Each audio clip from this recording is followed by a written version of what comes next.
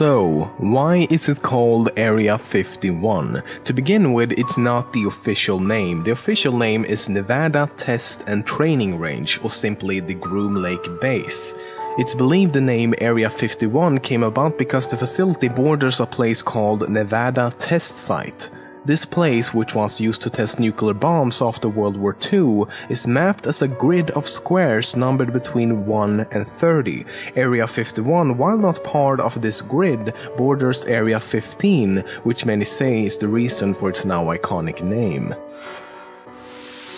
In 1997, the radio program Coast to Coast AM got a call from a frantic man claiming to be an ex-Area 51 employee. Where are you now? A former employee. Former employee. I was let go on a medical discharge about a week ago, and I've kind of been running across the country. Oh man, I don't know where to start. I started getting... After a while, the radio station suddenly lost the connection. In some way, something knocked us off the air, and we're on a backup system now. It's the government, or... I don't know. It has to be something, though. Many believe that the Area 51 we see on the surface is only the tip of the iceberg. It's thought that the area also has a huge network of tunnels and facilities going several stories underground. Entrances like this can be found around the complex, for example. However, like most things about Area 51, it's impossible to say for sure. One of the most controversial and famous stories surrounding Area 51 is that of Bob Lazar.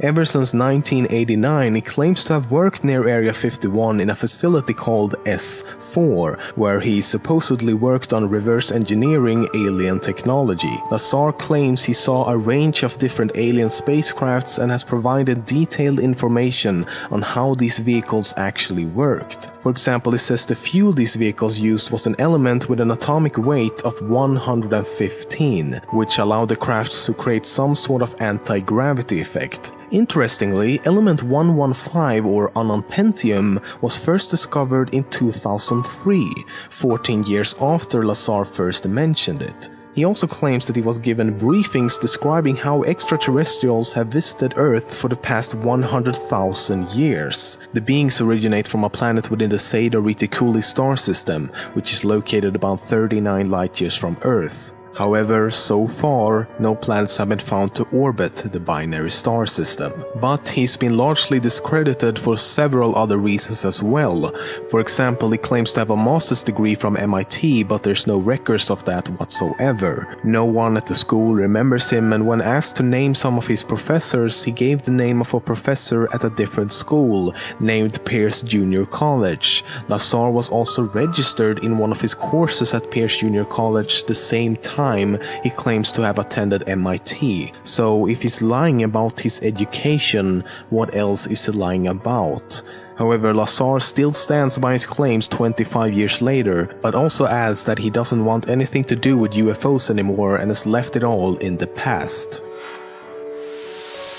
Today, the only place where you can actually see Area 51 with your own eyes is a place called Tikaboo Peak. However, you still need binoculars or some sort of telescope to see it, as it's 42 kilometers away. Previously, you could view it at much closer distances from two places called White Sides and Freedom Ridge, but these locations were later seized by the government in 1995. Each weekday, about 20 flights in each direction transports around 1,000 workers between Las Vegas and their jobs at Area 51. The unmarked white planes with a single red line on the side use the call sign Janet and takes off from their own terminal at the McCarran International Airport in Las Vegas. Janet is believed to stand for Joint Air Network of Employee Transportation. The planes are the only ones allowed to enter the airspace above and around Area 51, not even military aircrafts are allowed to enter. It's also interesting that no one seems to wear suits or uniforms, everyone is dressed pretty casual. In 1974, astronauts aboard the space station Skylab 4 inadvertently photographed Area 51 while in orbit. There were specific instructions not to do this and was the only location on Earth which had such an instruction. The photograph was published despite discussion of classified information, however no one noticed the photo until 2007, 33 years later. During the production of the 1996 movie Independence Day, the US military had agreed to support the film by providing vehicles, costumes, and allowing the crew to film at military bases. However, after learning of the Area 51 references in the script, they immediately withdrew their support. Even though some form of military base at Groom Lake has been known to exist for several decades now, the US government has never actually acknowledged this.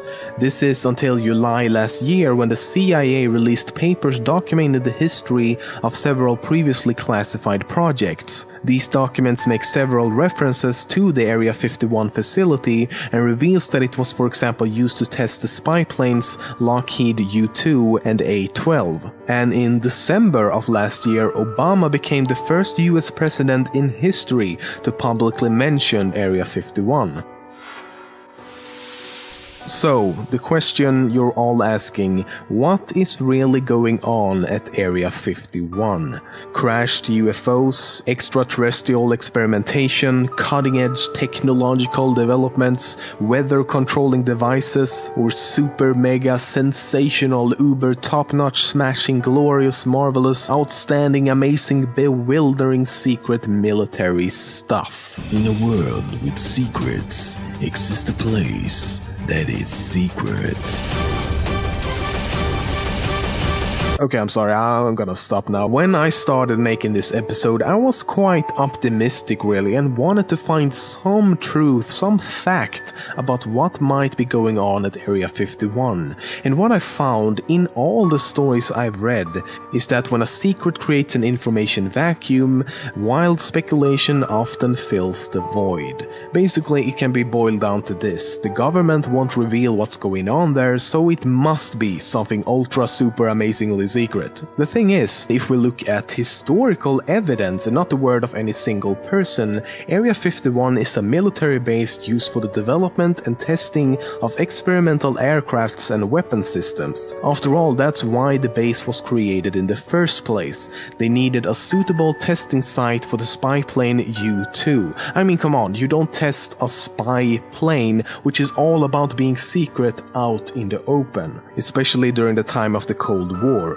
No, you find a remote, hard-to-access location, preferably with big-ass mountains all around, and a big flat surface where all your secret, never-before-tested experimental little planes can just chill out and be tested safely all day long without anyone knowing or harming anyone in the process.